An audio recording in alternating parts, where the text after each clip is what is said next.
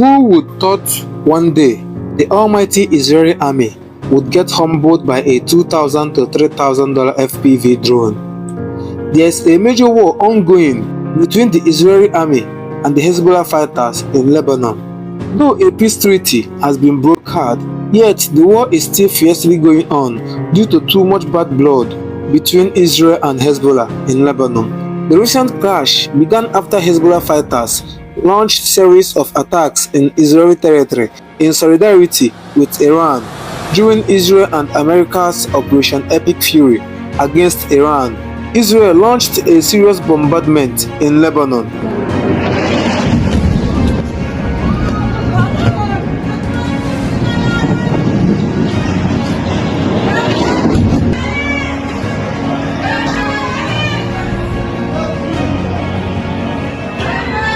Then Israel announced they would create a buffer zone between them and Lebanon along the Litani River to reduce the Hezbollah bombardment in northern Israel.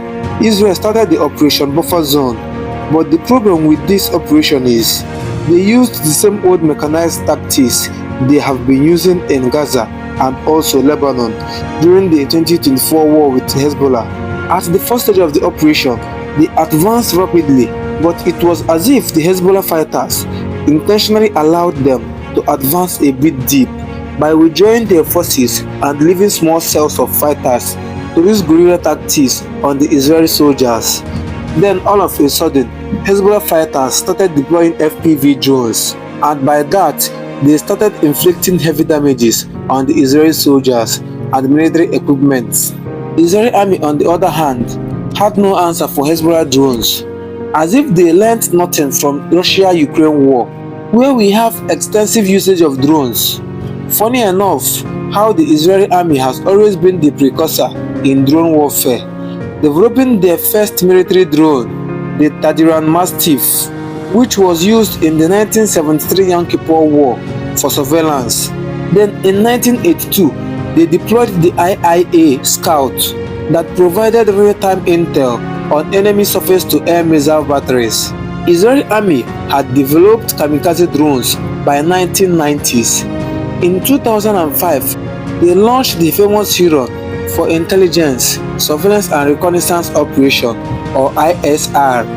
They also developed the Huron TP with 2,700 kg warhead. Then came the Hermes series with precision missiles. They also developed the Herab as the next step of the Happy Loitering munition. So with all this Israeli drones development, you would think they would be a drone superpower or aim to be. But no, they are not. They underestimated the adaptation of Hezbollah fighters and are now paying a heavy price for it. Hezbollah adapted by using small FPV drones that are cheap to mass produce, and also they are making use of fiber optic kamikaze FPV drones that are unjammable, and they are destroying the Israelis tactically and psychologically. First, they intentionally withdrew from the first line of defense, and the Israeli army fell for it and advanced deeper in Hezbollah territory. Then Hezbollah began picking them off one by one, killing high-ranking Israeli officers, killing Israeli civilian bulldozers tasked with demolishing the Lebanese houses in southern Lebanon, so the Lebanese civilians don't return back. Then here is the main defeat Hezbollah is dealing to the Israeli army. They are defeating them psychologically.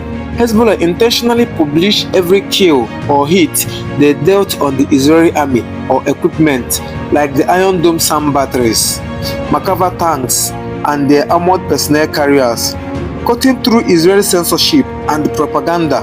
Now Israeli soldiers and civilians are seeing the damages being inflicted on them by the Hezbollah fighters.